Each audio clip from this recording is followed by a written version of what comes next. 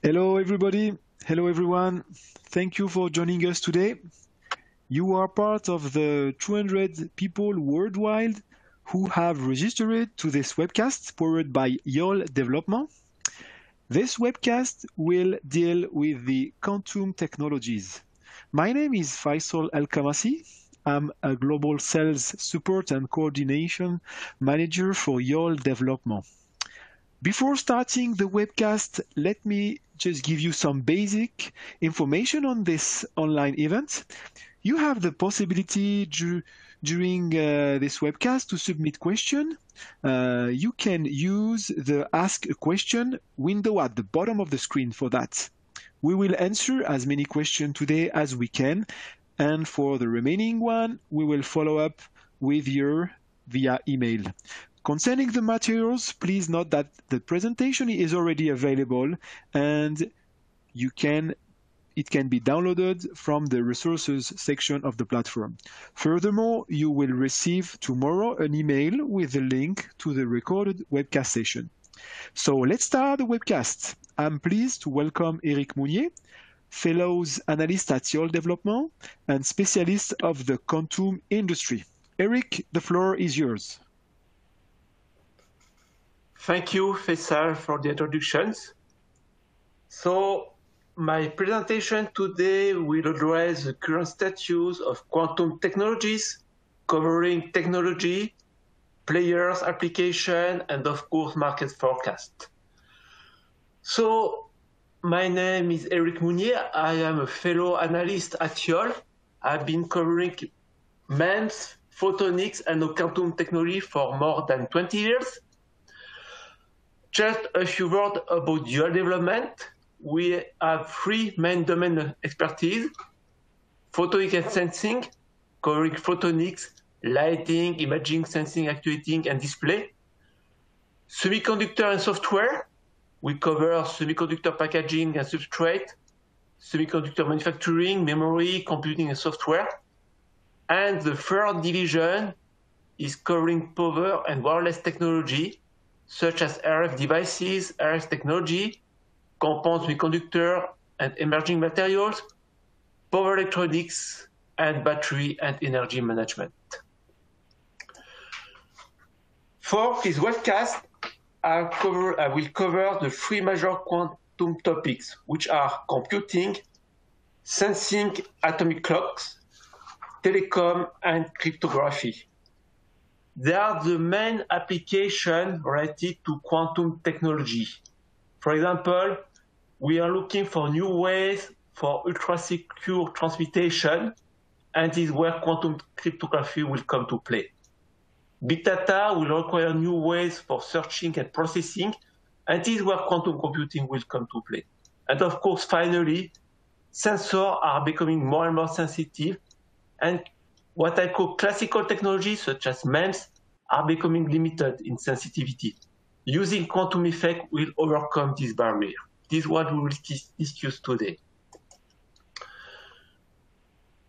So, there is a growing need for more secure communication, more accurate sensor, more performing computer.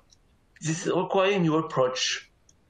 Using quantum phenomena will bring numerous advantages in communication, computing, simulation, sensing. It's a national security challenge. This is why big countries are all investing into quantum technology.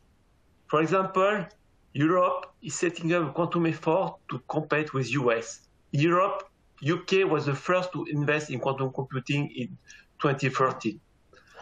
China is also, of course, involved in quantum computing with big names such as Huawei, Alibaba. At the moment, they are developing quantum computer a bit behind the current development. They are, I believe, 10 to 20 qubit development today, so a bit less compared to US. But China wants to be world quantum leader in 2024, and they are currently investing more than $10 billion in quantum technology.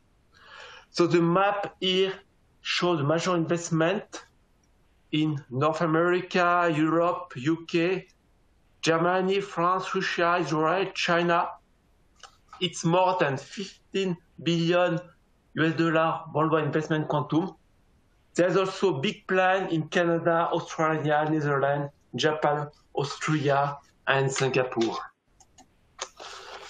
For the private front, quantum computing is today attracting most interest from the R&D investor community, but quantum fields are taking benefit from it. I've estimated that over the past year, more than $1 billion have been invested in quantum technology.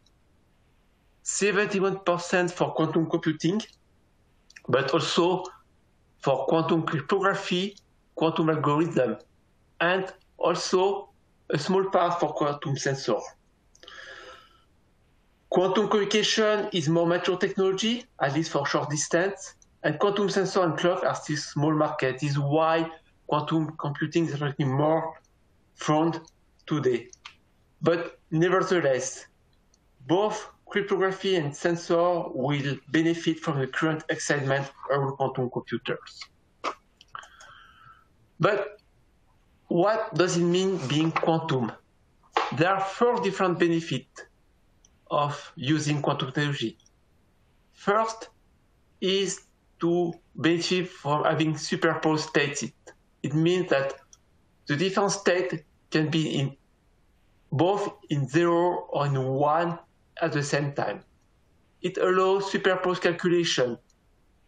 Then we can dramatically decrease computing time. The second benefit is the possibility to have probabilistic system. So any given state can be observed. So it means a quantum result is generally an evaluation of the qubit final state. The third benefit is entanglement.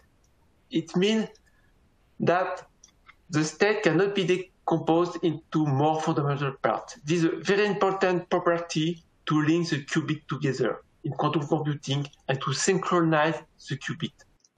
And of course, the fourth advantage is the wave particle duality. So every particle or quantum entity can be described as either a particle or a wave, and it can be used to interact with qubit through interference. All these properties are exploited for quantum computer, cryptography, and sensing. So the basic brick of a quantum computer is a qubit.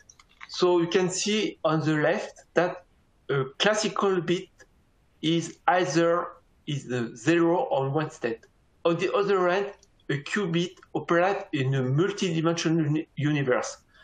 So it's not only a 0 or 1, but for example, a set of n qubits code a superposition 2 to the power n possible quantum state.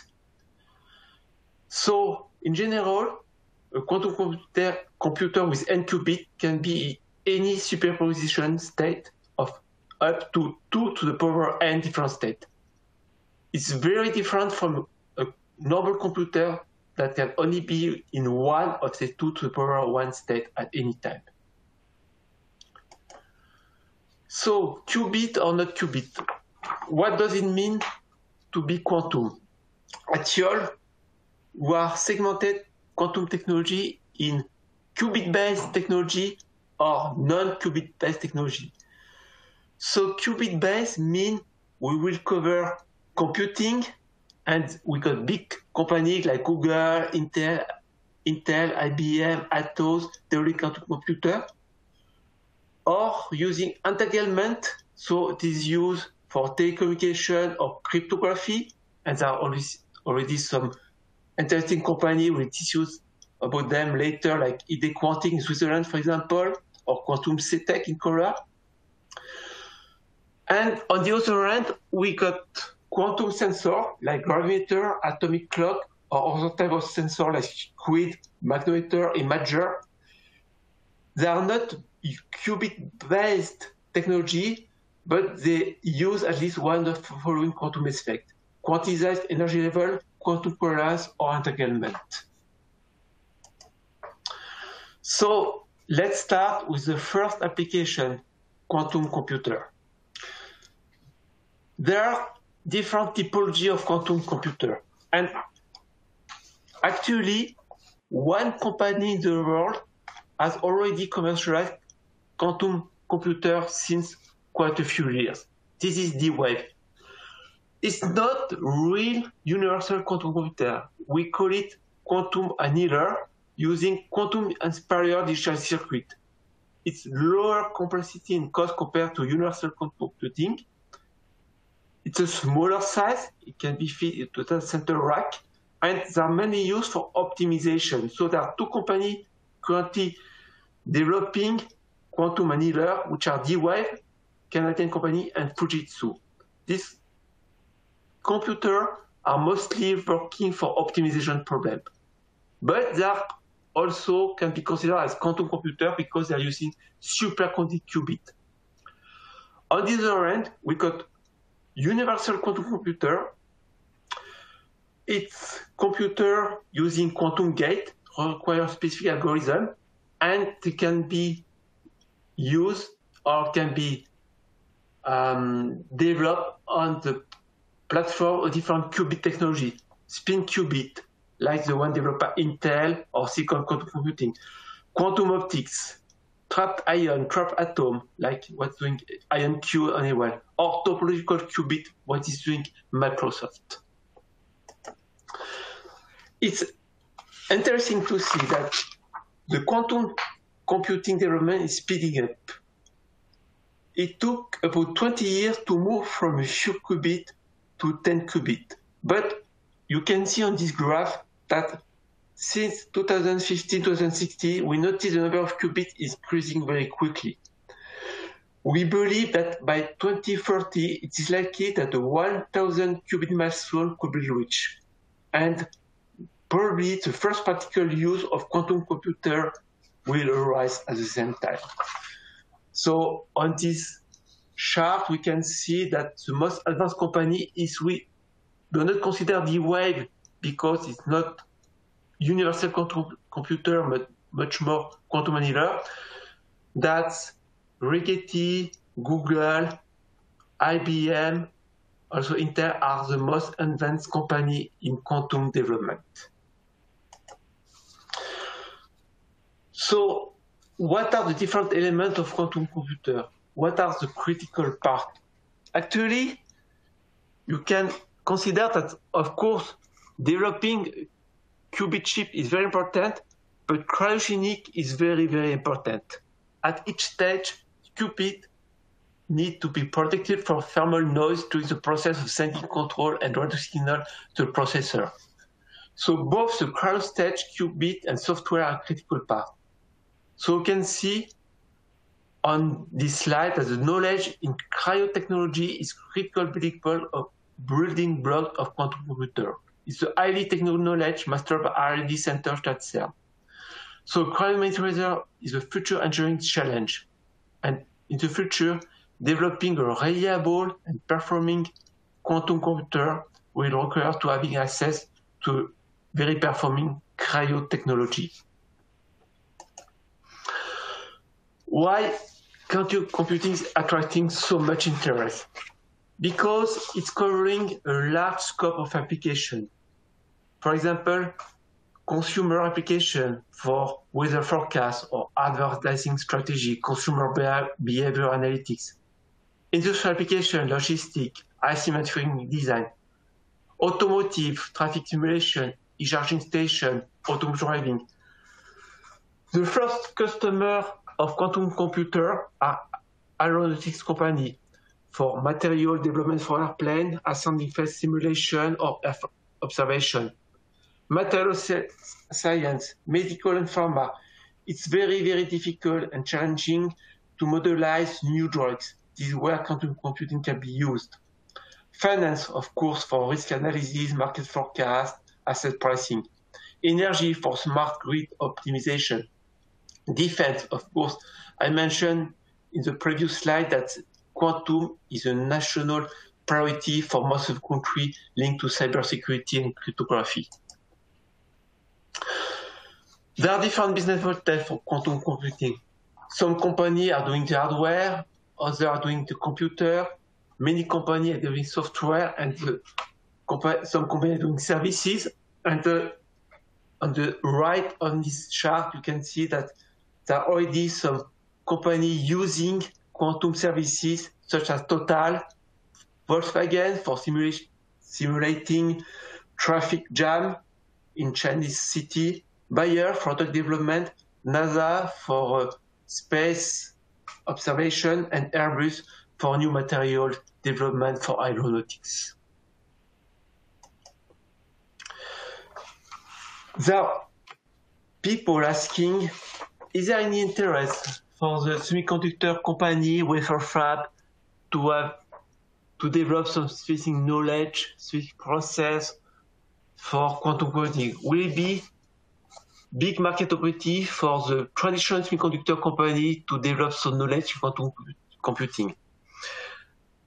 I believe so, but we need to consider that the market for wafer fab will be totally different from the market associated to traditional semiconductor company.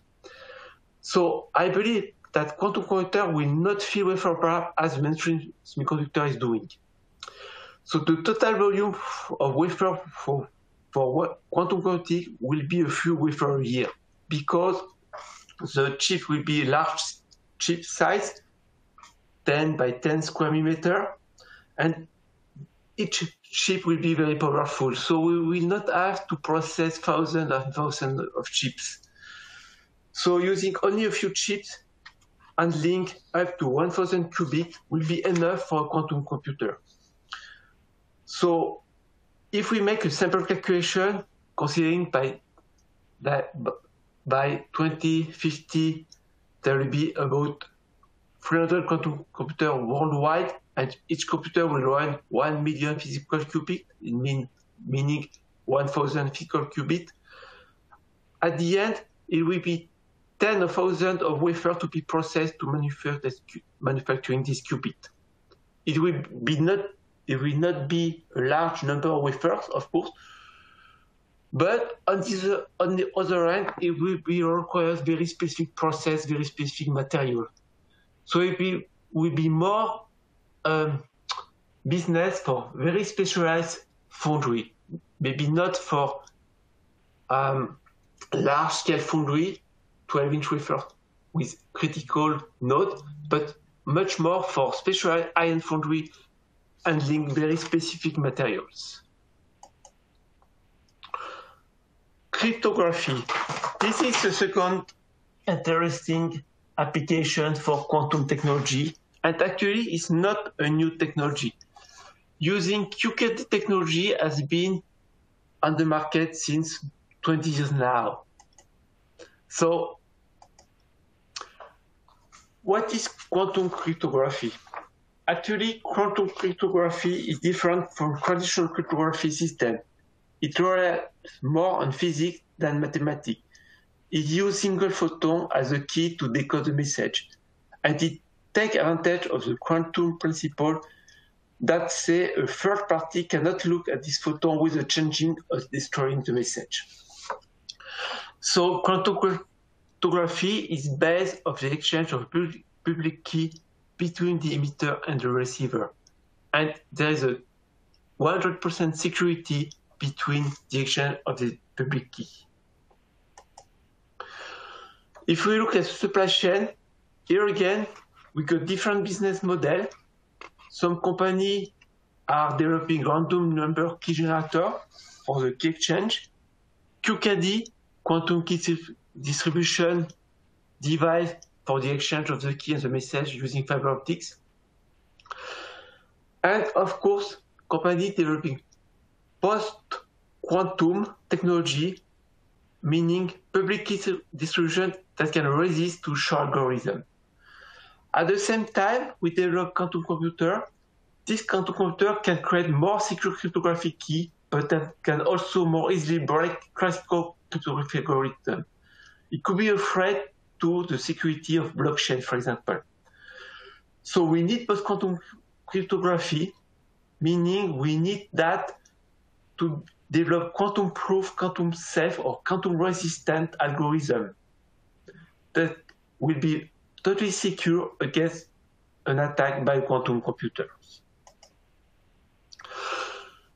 So quantum cryptography market is real. It's a small market, actually, in the range of $60 million today. And major companies involved in this market are Quaski, Quantum CTech, ID Quantum in Switzerland. But we believe that as 5G development will require more and more secure communication, quantum cryptography will be more and more used and find new market opportunity for these applications. The first application I would like to talk today are quantum sensors. So quantum sensor also is not new. For example, quantum cascade laser has been developed for a long time using quantum effect. But when we talk about quantum sensor, we talk about new type of sensor using quantum effect. I mean that quantum sensor will use quantum phenomena to measure physical property. They will give higher sensitivity, higher accuracy compared to non-quantum sensor. The current sensor using quantum effect, for example, are SQUID and gravimeter, and they are already used in high applications such as geophysics, scientific research, instrumentation. For example, SQUID are used in oil prospection, mineral exploration, earthquake prediction, and geothermal energy survey. And this application will become more and more widespread as superconductor technology will develop. Most commercial gravimeter use free-fall technology, but we already have few companies that turn quantum technology into a gravimeter products, such as Nucans, for example. Beside SQUID, atomic clock, gravimeter, there are also many companies developing new sensors using quantum effect, such as on-chip atomic accelerometer from Thales, quantum radar, quantum gas sensor from QLM, optical pump magnetometer from QSPIN of Twinleaf. Robert Bosch also, they have been quantum development in magnetometer gyroscope, atomic clock from TTK or Searlings, or atomic magnetometer based on laser pumping by CLAT. One nice achievement of turning quantum technology into commercial product is called atom gravimeter. So this has been developed and commercialized by the company called Nucans in France. A quantum gravimeter is measuring the Earth's gravity, and it's used in geoscience because the gravity changes with subsurface mass distributions. So it can find application in geophysics, geodesy, subsurface analysis such as oil prospection, archaeology, bunker detection, earthquake, and R&D. It's a very, very sensitive system, and compared to the traditional experimental setup, which has many cubic meters of fiber optics, optical setup, here the cold atom quantum gravimeter of Nucans, it's transportable and it's the size of a human. So it's a very compact system based on the laser technology and quantum technologies. So dealing with the forecast. So if we look at the quantum computing forecast, of course, this is not a mature technology. It means that it's very difficult today to forecast what will be the future of quantum technology. But based on the estimate sales of D-Wave and what the achievement and the announcement of Rigetti, Intel, Google, IBM, Atos, Microsoft, and others, we believe that by 2025, we will see the first coming of quantum computing hardware, and at the same time, quantum as a service will come as an important market. For example, by 2030, quantum as a service will represent more than 60–70% of the total market value of the quantum computing market.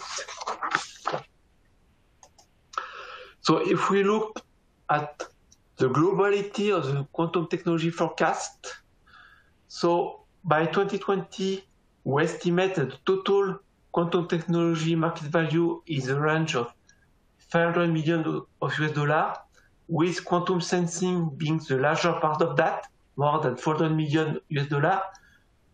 Quantum computing is quite small. It's mostly D-wave cells, and cryptography, as we have seen before, is also a small market. By 2025, the quantum technology market will be close to $1 billion, mostly represented by still quantum sensing, cryptography, and quantum computing. But by 2030, we believe that the quantum technology market will be more than $3 billion of US dollars, almost $2 billion US dollars for quantum computing. So the largest growth over 2020-2030 will be for quantum computing with more than 50% growth a year. The next to quantum computing will be cryptography, 25% a year, and then quantum sensing with less than 5% a year. So there already a supply chain setting up for quantum technology. So on this slide, you can see the mapping of the quantum technology player. So for example, quantum computing is currently at development stage, and collaboration is critical between different parts of the supply chain, between the company doing the system, company doing the software, the end user, the Cryo system, the connecting, and so on. So such partnerships are very important for large-scale ambitious projects, such as the quantum internet in Europe, for example. To achieve that, so we have to move through different steps: the development of quantum repeater, setting up operating fiber optic network, setting up entanglement distribution QKT system, and then developing quantum networks at the end. In conclusions, I will say that we have now entering the second quantum revolution, when engineering is needed to develop future quantum systems. But quantum technology is not new, at least for cryptography and sensing. We have seen that, for example, quantum lasers have been developed for a long time, and quantum cryptography has been developed for now 20 years. But for computer, it will be a real new disruption compared to traditional semiconductor supply chain. It will require new physical principle.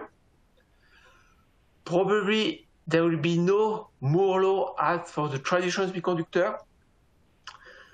There will be for sure strong business opportunity for services. And for example, the December 2019 announcement by Amazon illustrates this trend. Quantum as a service going to impose itself through the big player that will set up the entire software and services ecosystem. Of course, it's not only an opportunity for GAFAM, and we believe that small companies involved quantum will also find interesting opportunity. For example, in cloud technology, for sensor, future challenge will be to lower cost for large volume market. And quantum cryptography will find new opportunity in defense, in bank, and telecommunications. So yes, quantum is real. Thank you for attention.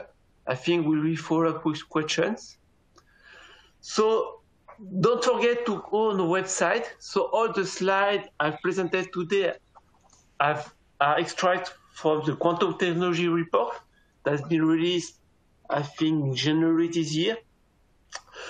We have also a report dealing with either integrated photonics, qubit using photon, or software for high-performance computing, the neuromorphic sensing and computing report will have been released end of the year, and the silicon photonic and photonic integrated circuit will have been released last year. And also, if you want to contact me or media services, you can find the email address here.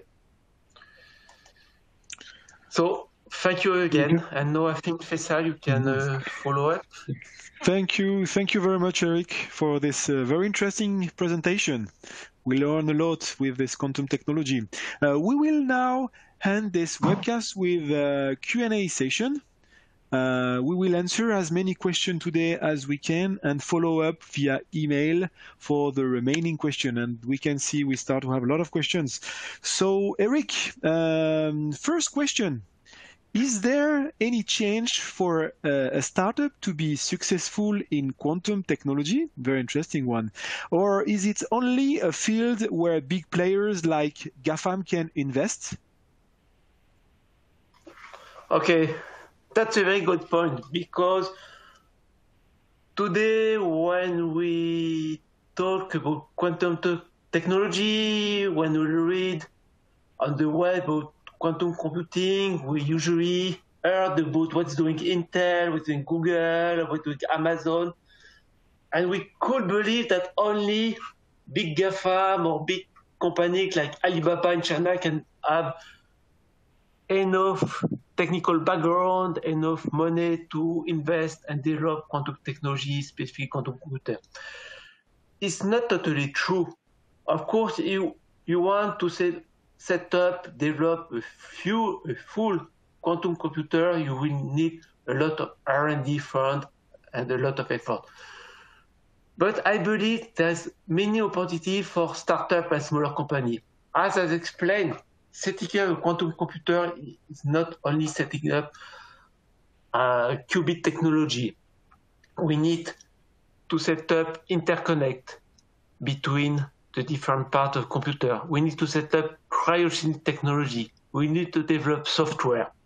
And many companies, I was surprised, are currently developing specific software that are agnostic. It means this company, like for example Zapata, can work with Google, with Microsoft, with Intel on different qubit platforms. So I believe, of course, there's room for everybody at the moment. We need partnership. We need companies that can master software. We need companies that can master cryogenic. We need companies that can master integrated optics for photonic qubit, for example. So yes, I believe there are large opportunity for smaller scale company or startup developing specific quantum knowledge. Okay, that's interesting to know that. Okay. Another question, Eric. Will superconducting qubits be the winning technology? Okay, here again, D-Wave is currently shipping quantum annealer, which has not, here again, universal quantum computer, but these quantum computers are based on superconducting technology. And if we look at the other companies developing quantum computer, many of them are developing superconducting qubit. But we got some issue there. We need to have a scalable technology. It's not easy to have scalable technology with superconducting. So some companies are developing qubit based on photon, using silicon photonic technology, for example. Some others are trying to take advantage of the CMOS technology, so using silicon qubit. So in this case, you can benefit from the existing manufacturing infrastructure using CMOS technology to make chip with a larger number of qubits compared to superconducting qubit. So it's very difficult today to say this technology of qubit will be the winning technology. There are already in parallel 6 or 7 technologies for qubit were developed: superconducting, topological, photonics, CMOS, and others. And maybe we could see some other qubit technology appearing in the future. So the game is not over at the moment. So probably we could see other topic technology coming in play soon. Okay. Is another one, is the Moore law still valid for quantum technology?